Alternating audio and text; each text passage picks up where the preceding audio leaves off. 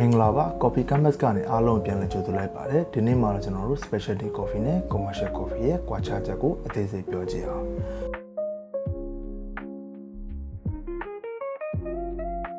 ရှင်းပါတယ် specialty coffee ဆိုတာ SCS ကို80နဲ့အထက် commercial coffee ဆိုတာက SCS ကို80နဲ့အောက်ဆိုတော့ SCS ဆိုတာဘာလဲ SCS ကိုတွေကပါတယ်လေအဲ့ဒါကိုကျွန်တော်တို့အသေးစိတ်ပြောကြည့်အောင်ဆိုတော့ what is SCA SCA ဆိုတာဘာလဲ SCA နာမည်ရှေ့ကောက်က Specialty Coffee Association ဖြစ်ပါတယ်1982ခုနှစ်မှာ Specialty Coffee Association of America SCAA ဆိုတဲ့နာမည်နဲ့စတင်ဖွဲ့စည်းခဲ့တယ်နောက်1998ခုနှစ်မှာ Specialty Coffee Association of Europe SCAE ဆိုတဲ့နာမည်နဲ့အဖွဲ့အသစ်ထပ်မံဖွဲ့စည်းခဲ့တယ်2019ခုနှစ်မှာတော့ SCAA ရော SCAE ရောနှစ်ဖွဲ့လုံးပေါင်းပြီးကျွန်တော်အခုတည်ကြတဲ့ Specialty Coffee Association SCA ဆိုပြီးဖြစ်လာတယ်ပေါ့ဆိုတော့ SCA ကဘာတွေလုပ်တာလဲ SCA ရဲ့တောင်းမှာဘာတွေလဲ SCA ဆိုတာက non-profit organization တစ်ခုဖြစ်ပြီးတော့တစ်ကမ္ဘာလုံးမှာရှိတဲ့ specialty coffee အားလုံးကိုကိုစားပြုထားတာဖြစ်ပါတယ်သူ့အနေနဲ့ဘာတွေလုပ်လဲဆိုတော့ standard and protocol တွေထုတ်တယ်သတ်မှတ်တယ်ပေါ့ standard ဆိုတာသူတို့ချပေးထားတဲ့ guideline ပေါ့ဥပမာကိုက coffee ဖြောရမယ်ဆိုရင်ရှိရမယ့်ရေပူချိန်က92 to 96 degree Celsius ပေါ့ဒါက standard အနေနဲ့ချပေးထားတာဖြစ်ပါတယ်တသက်မထဲကြီးတော့မဟုတ်ဘူးrose level တွေ attitude တွေ process တွေ variety တွေစတဲ့ coffee ရဲ့အချက်လက်ပုံမူတည်ပြီးရေရဲ့အပူချိန်ပြောင်းလဲပြီးဖြောသင်းရင်လည်းဖြောရပါမယ်။နောက် protocol ဆိုတာပါလေ protocol ဆိုတာက step by step လုပ်ရမယ် procedure ပေါ့။ဥပမာ barista တယောက်က coffee ဖြောရမယ်ဆိုရင်အစဉ်စဉ်လိုက်နာရမယ်စီမင်းစည်းကမ်းလေးရှိရပေါ့။ standard ဆိုတာ guideline or benchmark protocol ဆိုတာ step by step method or procedure ပေါ့။နောက် SCA ကဘာတွေလုပ်လဲဆိုတော့ education program Coffee Scale Program CSP လို့ခေါ်တဲ့ Specialty Coffee သင်တန်းတွေတစ်ကမ္ဘာလုံးအတိုင်းအတာနဲ့ပို့ချပေးပါတယ်။ဘယ်သူတွေကပို့ချလဲဆိုတော့ SCA Guideline နဲ့အညီ ASD Trainer တွေကပို့ချပေးပါတယ်။ SCA Certified လက်မှတ်တွေကိုတစ်ကမ္ဘာလုံးမှာရှိတဲ့ Coffee အတိုင်းအဝန်ကအသိဉာဏ်ပြုတာဖြစ်ပါတယ်။နောက် Global Event တစ်ကမ္ဘာလုံးမှာနှစ်စဉ်နဲ့အများ Coffee Event တွေလုပ်တယ်။ World Coffee Championship ပြိုင်ပွဲတွေလုပ်တယ်။နောက် World Coffee ဆိုတဲ့ကမ္ဘာလုံးဆိုင်ရာ Coffee ပြပွဲတွေနိုင်ငံအများပြားမှာပြုလုပ်ကြပါတယ်Now research and development coffee နဲ့ပတ်သက်ပြီးသိပ္ပံနည်းကျလေ့လာဆန်းစစ်မှုတွေ coffee science တွေပေါ့အဲ့ဒါတွေလုပ်တယ် Now sustainability ဟုတ်ပြီအဲ့ဆို SCA ကဘာတွေလုပ်လဲသိပြီ SCA ကဘယ်သူတွေကိုစားပြုလဲသိပြီဆိုတော့ SCA score တွေကိုဘယ်လိုပေးလဲဆိုတာကြည့်ကြည့်အောင် quality score ပုံမှန်ပြတဲ့ SCA score ရှိလေးမှာ Q-grader တွေကအမှတ်ပေးကြပါတယ် fragrance အတွက်အမှတ်ကဘယ်လောက် aroma အတွက်အမှတ်ကဘယ်လောက် acidity body sweetness mouthfeel uniformityအဲ့ဒါတွေကိုအသေးစိတ်အမှတ်ပေးကြပါတယ်အဲ့နိုင်မပြီးသေးဘူးသူတို့ cup လုပ်ထားတဲ့မီးစမ်းထားတဲ့ coffee တွေမှာ defect ပင်မကောင်းတဲ့ပင်တွေပါရင်ပေးထားတဲ့အမှတ်တွေပြန်လျှော့ကြပါသေးတယ်အဲ့လိုအဆင့်ဆင့်အမှတ်ပေးပြီးမှ SCA score 80နဲ့အထက်ရရဆိုရင် specialty coffee လို့သတ်မှတ်ကြရပါ commercial coffee ကတော့80အောက်ပါဆိုတော့ SCA score 80အထက်ဆိုရင် specialty ပဲလားဆိုရင်တော့ရေဘူးအပြင်တော့ဟုတ်ပါတယ်ဒါပေမဲ့ now specialty coffee ဟုတ်မဟုတ်ခွဲနည်းလေးတွေကိုကျွန်တော်ကြည့်ကြည့်အောင်နောက်တစ်ခုက bean selection specialty coffee bean တွေ coffee bean တွေကိုတေချာရွေးချယ်ရတယ် defect bean တွေပါတယ်ဆိုရင်တော့မှသတ်မှတ်ထားတဲ့အမောင်းတွေရှိတယ်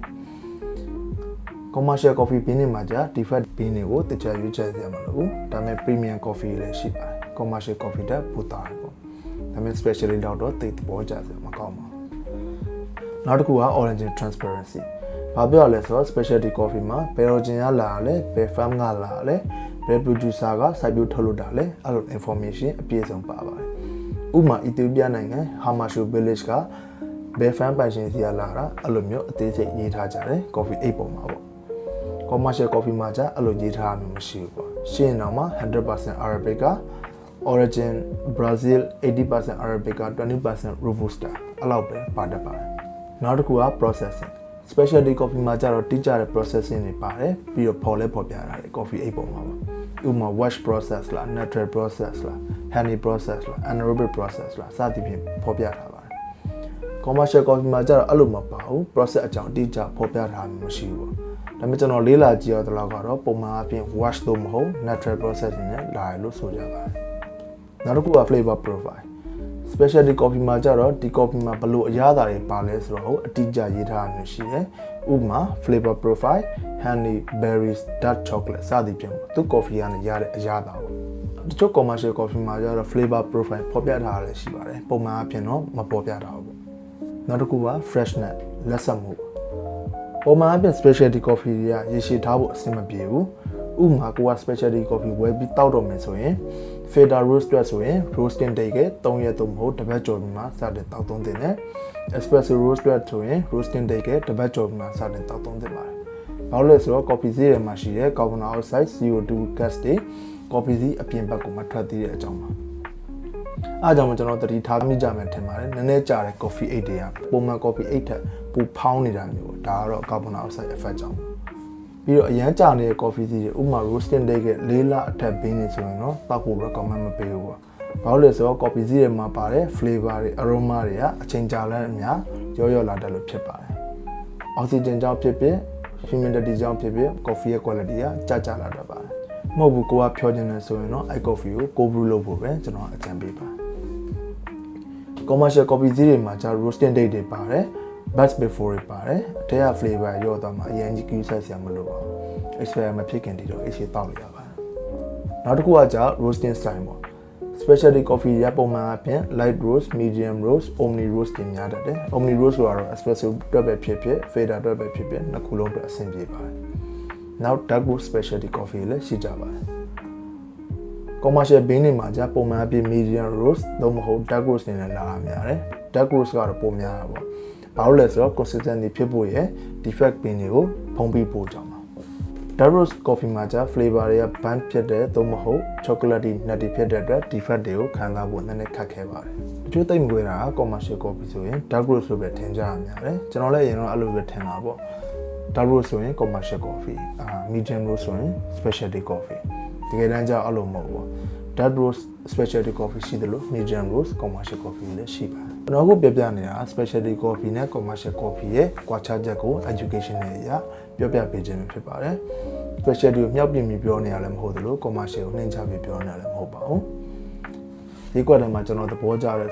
commercial coffee တွေလည်းအများကြီးရှိပါတယ်ဥပမာ Tim Hortons တို့ Costa Coffee တို့ဆိုရင်လည်းကျွန်တော်ကြိုက်တဲ့ commercial coffee တွေပေါ့အားကြောင့်လို့ကိုကြည့်နေတယ်လေငါ specialty ပဲတောက်တာ commercial မတောက်ဘူးအဲ့လိုလုပ်တာတော့မကောင်းဘူးဟုတ်လဲဆိုတော့ coffee သီးဖြစ်လာဖို့ process တွေမလွယ်ကူတဲ့အပြင် coffee farmer တွေရော coffee သီးတစ်စီးတိုင်းကို respect ရှိတော့အပြင် coffee အားလုံးကိုလေးစားတောက်ဖို့အကြံပြုလိုက်ပါတယ်ဒီနေ့ဗီဒီယိုကတော့ဒီလောက်ပါပဲနောက်ဗီဒီယိုမှာတော့ကျွန်တော် Arabica နဲ့ Robusta music ရဲ့ကွာခြားချက်ကိုအသေးစိတ်ပြပြပေးသွားမှာဖြစ်ပါတယ်ကျွန်တော်ဗီဒီယိုချန်နယ်တက်ဆိုရင်တော့ like and subscribe လေးလုပ်ပြီးတော့အားပေးကြဖို့အကြံပြုရင်နှုတ်ဆက်တာပါတယ် Coffee Campus the art of coffee